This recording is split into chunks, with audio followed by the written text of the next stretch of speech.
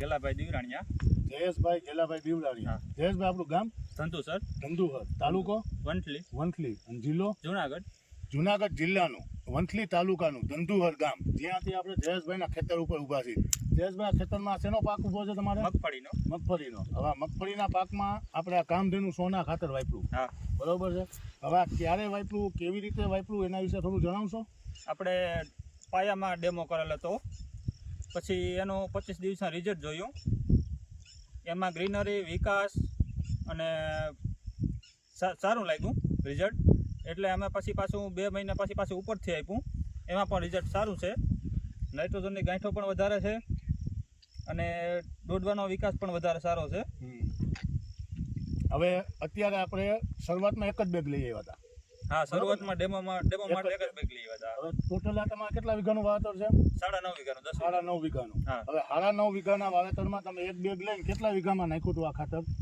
એક બેગ લઈને 2.5 વીઘામાં આપ્યું. 2.5 વીઘામાં નાખ્યું હતું. હવે એ 2.5 વીઘામાં પાયામાં વાપર્યું ને? હા. હવે એ જે પાયામાં વાપર્યું હા. એ તમે રિઝલ્ટ કઈ રીતના ચેક કર્યું હતું? રિઝલ્ટ ટૂંકમાં જયામાં પાયામાં વાપર્યું ને એક ગોળી, તો અહીંયા વિકાસમાં જાજો ફેર હતો. જેમાં નહોતું વાપર્યું ને એમાં વિકાસ નહોતું, ગ્રીનરી નહોતી. બરોબર. અને જેમાં વાપર્યું હતું એમાં ગ્રીનરી અને વિકાસ પણ સારો હતો. બરોબર. એમાં ગ્રીનરી વિકાસ સારો થયો હતો. હા. હવે પાયામાં એક બાજુ 2.5 વીઘામાં આપણે નખાઈ ગયું હતું. હા. પછી વરસાદ આવ્યો પુષ્કળ. બરોબર. હા. તો એ જે વરસાદ પડ્યો હા. એમાં જેમાં નથી નાખ્યું અને હા. જેમાં નાખ્યું હતું એ સમયમાં કોઈ બીજા કઈ ફેરફાર જોવા મળ્યા કે પીડાશ વધી હોય કે આમાં જેમાં નાખ્યું હોય એમાં પીડાશ ન આવી હોય? જેમાં નહોતું નાખેલ તો એમાં પીડાશ હતી. બરોબર. ક્યારેય ગઈ જ નહોતી. અને જેમાં નાખેલ હતી ને એમાં પીડાશ આવી જ નહોતી. એમાં પીડાશ આવી જ આવી જ નહોતી. નહોતી. અને એ જે રિઝલ્ટ જોયું એક બેગનું, હા. એ પછી ઉપરથી ડોઝમાં આપણે નાખવા માટે બીજી કેટલી બેગ લઈ આવ્યા? 7 બેગ લઈ 7 બેગ લઈ આવ્યા. એ બધું ઉપરથી ઉડાડી દીધું. હા, ઉપરથી ઉડાડી. આપણે ઓલા બીજા રાસાયણિક ખાતરો ઉડાડીએ હા. એની જેમ. હા, ઉપરથી જ. બરોબર. ઉપરથી ઉડાડી. હવે એ ઉપરથી ઉડાડ્યું, હા. એમાં પાંદ ઉપર ને દાણા અમુક પડ્યા હોય. હા. બરોબર છે. તો હા. ક્યાંય પાંદ બળ્યું હોય કે કોઈ દાગ જાતની પડ્યા હોય? ક્યાંય સાઈડ ઇફેક્ટ નહીં. કોઈ જાતની સાઈડ ઇફેક્ટ નથી ને? નહીં. બીજા નંબરમાં જયેશભાઈ કે ઉપરથી નાખ્યું આપણે ખાતર, એને કેટલા દિવસ પછી એનું રિઝલ્ટ દેખાવાનું ચાલુ થયું તમને? 12 દિવસે. 12 દિવસે. હા. એમાં શું શું ફેરફાર થયા? એમાં નાઇટ્રોજનની ગાંઠો પણ વધારે છે. બરોબર. શેઠ સુધી તંતુમૂળમાં પણ છે. અને જે આ છે ને બીબર છે નાની, એ નથી વાપરેલ એમાં નથી. અને જેમાં પાછું આપેલ છે ઉપરથી એમાં વધારે છે. બરોબર. એટલે ટૂંકમાં આ જે દાણાના બંધારણ છે, હા. જે સંખ્યા થવી જોઈએ પોતાની, એ વધવા લાગી એ એમાં. વધવા લાગી. એટલે એનો મતલબ કે ઉત્પાદન વધશે એમાં તમારું. વચ્ચે હા. બરોબર. અને જેમાં નથી નાખ્યું હા. એમાં આટલો બેઠાર નથી દેખાતો. એમાં એટલો નથી. નવી જે બીબર ને બંધાવવું જોઈએ, જે દાણો એનો કોઈ બનવો જોઈએ, હા. એ ઓછો છે. એ ઓછો છે. બરાબર.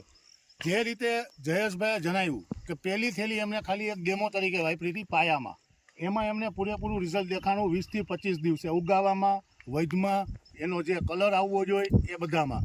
એ જોયા પછી એમણે બીજી આ 7 બેગ વાપરી કામધેનુ સોનાની ઉપરથી ડોઝમાં વાપરી.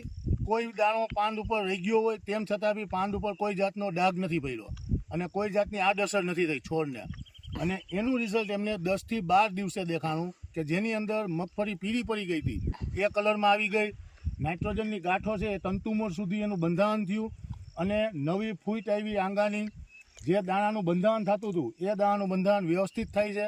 અને જેમાં નથી નાખ્યું ઉપરથી એમાં આટલું બંધારણ નથી, બેઠાર આટલો નથી એમાં. બરોબર ને જયેશભાઈ? ઓકે. હવે આ બધું રિઝલ્ટ જે જોયું હા. એ જોયા પછી રાસાયણિક ખાતર વાપરવાનું મન થાય કે કામધેનુ સોના? કામધેનુ સોના. કામધેનુ સોના જ વાપરવાનું મન થાય ને? કામધેનુ સોના. બીજું કે આની યાર એક પાવડરનું પાઉચ આપવામાં આવ્યું હશે, હા. સિલ્વર કલરનું, હા. એ બરોબર મિક્સ કરી દીધું હતું? હા, બરાબર. બરોબર ને? હા, એક્ટિવેટ પાઉચ. આ બધી વસ્તુ તમે જે ખાતર વાપરીને આ જે રિઝલ્ટ લીધા, હા.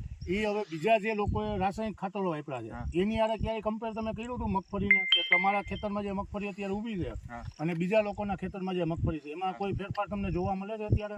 અત્યારે જોવાનો મને હજી વાર લાગે. બરોબર. અત્યારે બધું એક સરખું જ છે ને? જે મણું કોઈ સડે ને આપણો માલ ત્યારે ખબર પડે. ત્યારે એનો બી ખ્યાલ આવશે ને? ત્યારે એનો બી. અને અત્યારે જે રીતની એની ગ્રીનરી જે હોય તો હોવો જોઈએ, આ કેટલા દિવસની મગફળી થઈ છે? 80 દિવસ. 80 દિવસની. તો 80 દિવસની મગફળીમાં જે બેઠાર હોવો જોઈએ, જેની વય હોય છે, બધું કમ્પ્લીટ. બધું કમ્પ્લીટ. કોઈ જાતનું એવું નહીં ને કે ભાઈ આ ખાતર લઈને આપણે પસ્તાના હોય? નહીં. નહીં ને? નહીં. બરોબર. હવે કંપનીને આપના વતી ક્યાંય રેફરન્સ આપવો હોય તો આપનો મોબાઈલ નંબર જણાવશો?